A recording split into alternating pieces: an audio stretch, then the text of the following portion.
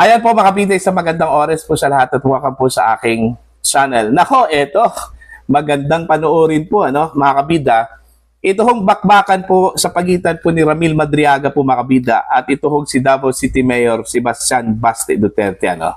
Matapos pong hamunin po, mga kabida, ano, ni Baste, ito hong si Ramil Madriaga ng isang no holds barred na suntukan po, ano, mga kabida.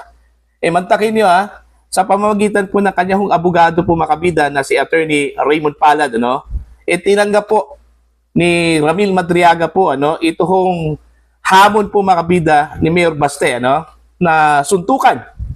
At in fact, inimbitahan po, makabida, ni Madriaga ito hong si Mayor Baste na pumunta po sa Annex 2, ano, doon po sa loob mismo ng Camp Bagong Diwa, ano, mga kabida, kung saan doon po mismo nakapit ito hong si Ramil Madriaga, no, mga kabida. Ito, babasahin ko lang po ito hong post ng GMA, ano, mga kabida. Alright? Baste versus Madriaga, ano? Nung una po, Baste versus Tory yun eh. Okay? Kaso lang po, hindi ho natuloy, ano, mga kabida. Matapos pong umatras ito hong si Mayor Baste, ano po. This time, iba na naman po yung hinamon po ni Baste, ano?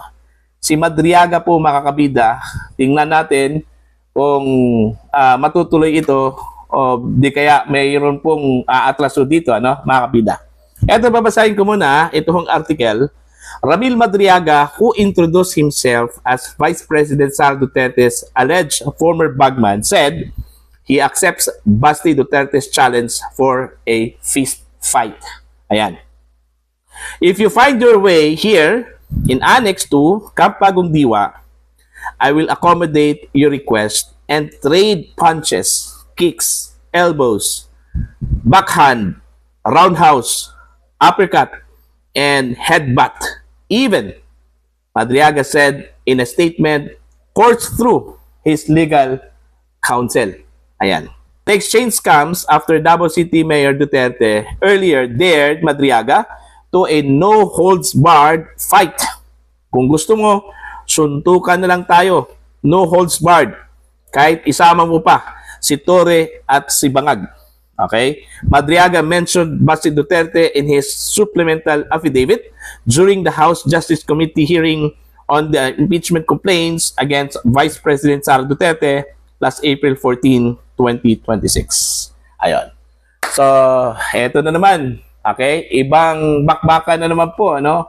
Ang kakaharapin po, makabida, ni Mayor Baste. Okay? Gaya ng sinabi ko po kanina, nung una pong challenge po, makabida, no, ni Mayor Baste, bakbakan po sa pagitan po niya, no, at saka ito hong si dating PNP Chief General Nicolas Torre III, no? Hindi ho natuloy po, ano, makabida, matapos pong umatras ito hong si Mayor Baste. Kasi meron po siyang biyahe po, ano, papuntang Singapore during that time, ano, mga kabida. Pero itinuloy pa rin ni General Torre, ano, yung appearance po, mga kabida, doon po sa gym na ginawa pong ring, ano, boxing ring, ano po, mga kabida. Okay? Ang purpose lang po doon to, you know, gather spectators, mga kabida, para sa isang anong tawag po dito? Fundraising campaign, ano, mga kabida. So, this time, iba na naman po ang hinamon po ni Baste. Ito hong si Madriaga po, mga kabida, ano po, na puro na lang po salita eh. Ano? Siguro naiinis na po ito hong si Mayor Baste po sa kanya, ano po, mga kabida. Dahil kahit ano-ano na lang po yung kanya hong sinabi po, ano, doon mismo sa pagdinig po ng House Committee on Justice, ano, patungkol po ito sa impeachment complaints laban ho kay Vice President Sara Duterte, ano, mga kabida. Siguro kahit sino, ano, maiinis talaga. Lalong-lalo na po, ano, kapag nakarinig ka po, ano, ng istorya po, mga kabida, na sa palagay po ninyo, hindi naman po totoo eh. Alright? Actually, sa totoo lang, kung nakikinig ka kay Ramil Madriaga, kung wala kang understanding, ano, at critical mind, mga kabida, maniniwala ka talaga, ano? Kasi parang totoo po yung kanyang sinabi po, ano, mga kabida. Pero kung pagmasdan mo talaga, mga kabida, yung kanyang mga sinabi, meron pong mga inconsistencies, ano, mga kabida, ano po. Alright? Kung himay-himayin mo yung kanyang mga sinabi po, Unang-una po, yung mga bank checks po, ano, mga kabida. Meron po siyang ipinakitang manager's checks na bigay daw sa kanya po mga kabida ni dating Pangulo Rodrigo Roa Duterte. Dalawang cheque po yun, ano? Isa, 84 million pesos. At saka yung isa po mga kabida ay parang 4.8 million ata yun, ano? Mga kabida.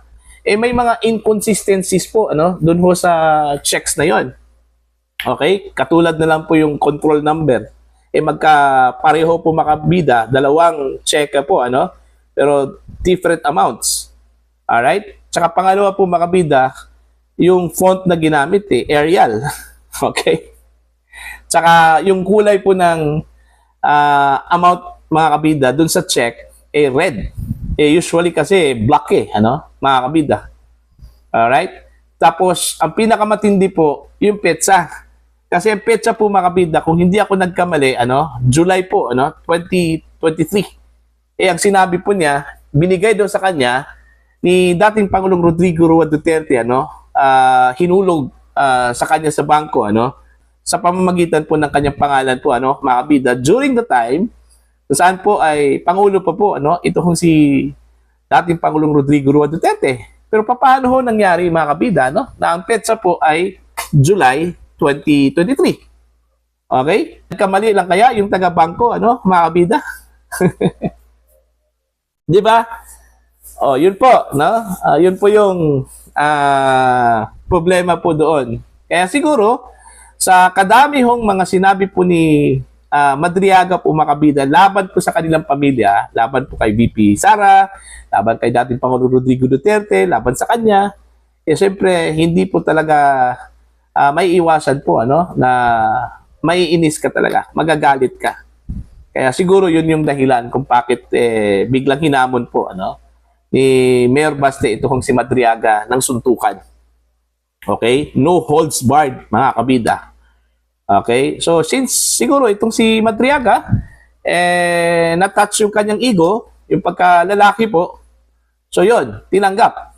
Pero dapat po, hindi po tumanggi dito si Mayor Baste, Kasi siya yung naghamon, Baka naman matulad po ito sa scheduled boxing sana, ni Baste at saka ni General Torre, pero hindi ho natuloy. Okay? To save his face, sana ituloy po niya ito. Kasi siya po yung naghamon, Mga kabida, kahit pa sabihin po natin na biro lang po yun, okay? Pero since naghamon po siya, tapos tinanggap po, mga kabida, ni Ramil Madriaga, Para at least maturuan po ni Mayor Baste ng leksyon, ito kong si Madriaga po, mga kabida. Okay? So, yun yung magandang abangan po. Yung laban sa pagitan po ni Madriaga at saka ni Mayor Baste Duterte, mga kabida. Magandang labanan, di ba? Okay? Magandang labanan po. Ang sabi po sa mga nag-react po, mga kabida, nung nabasa po nila itong hamon po ni Mayor Baste, kay Ramil Madriaga, kung sino daw yung mabugbog, siya daw yung nagsisinungaling. Alright? Maganda po yun. Kasi challenge po yun, imposible naman po, magpabugbog ka dyan, mga kabida. Diba? So, gagalingan mo talaga na ikaw yung mambugbog po, kaysa ikaw yung bugbugin po, mga kabida, po. Kasi, it goes to show lang po, na nagsisinungaling ka, mga kabida, Alright? Sa kabilang banda po, mga kabida, meron pong nagsasabi po na dapat hindi patulan po, ni Mayor Baste Duterte, ito kong si Ramil Madriaga po, Kahit paano, bilanggo yan, Wala hong mawawala po sa kanya, po, mga kabida, kaysa dito ho kay Mayor Baste, Dahil unang-una, mayor po, alkalde po yung kanyang position po. Tapos, he will stoop down, dun ho sa level po, ni Madriaga, mga kabida. Diba? Pwede siguro yan, kung gentleman's agreement po, mga kabida. Parang lang, ensayo lang po, mga kabida. Diba? Pero, para sa akin, personally, mga kabida, wag na yan patulan, Kasi, alam naman po ng bumbayan po, na nagsisinungaling po, mga kabida. Yan po si Ramil Madriaga po, In fact, kung tutuusin po, mga kabida, dapat bumalik yan siya, sa susunod na pagdinig, Pero parang hindi na ata pabalikin po no, ng Committee on Justice. Siguro tapos na yung kanyang role, ano, mga kabida. O di kaya, baka naman po na-sense po ng Committee on Justice na nagkalat po itong si Ramil Madriaga po, ano, mga kabida, na instead na nakakatulong sana yung kanyang testimonya, no, para ipin down, ano, itong si Vice President Sara Duterte, mas lalo hong nakagulo po, mga kabida, no, sa reklamo against the Vice President. Di ba? Mas katawa-tawa po yung ginawang pagdinig po, ano, mga kabida, ng House Committee on Justice. Parang lumabas tuloy, ano, na hindi ho marunong mag-scrutinize, ano, ng mga testigo at saka ebidensya, ano, ito hong House Committee on Justice. Ang dami hong mga butas, ano, mga kabida, na naging katawa-tawa tuloy, ano, mga kabida, ito hong pagdinig ng Committee on Justice, ano, sa impeachment proceedings laban ho kay Vice President Sara Duterte. Hayaan na lang po, ano, ni Mayor Bastian, mga kabida. Although hinamon po niya, pero maintindihan naman po ng taong bayan, mga kabida, na baka naman po dahil sa bugso ng damdamin, ano, emosyon. Dahil sa panahong yon, tumaas yung emosyon po, ano, mga kabida. Lalong-lalo na po, ano, sa pamilya Duterte, dahil mantakin nyo, ang dami hong mga aligasyon po na parang imposible naman na nangyari po, ano, mga kabida. Diba? Total, nagsampa na po ng perjury case, ano, ito kung kampo po ni Vice President Sara Duterte. Hayaan na lang po, naggumulo yung kaso po, mga kabida, no? At kung nagsisinungaling man talaga, ito kung si Madriaga, at least mananagot po siya dito, ano, mga kabida. So para po sa inyo, ano po ang inyong opinion at pananaw po, ano, dito ho sa pagkasapu, mga kabida, ni Ramil Madriaga sa hamon po ni Mayor Basit Duterte, ano, ng no holds barred na suntukan, ano, mga kabida. Please comment down. Sa mga hindi pa po subscriber po sa aking channel, please subscribe. Just click the subscribe button, click the notification bell, click all para updated po kayo, mga kabida, sa aking mga uploads. Maraming salamat po sa inyo lahat.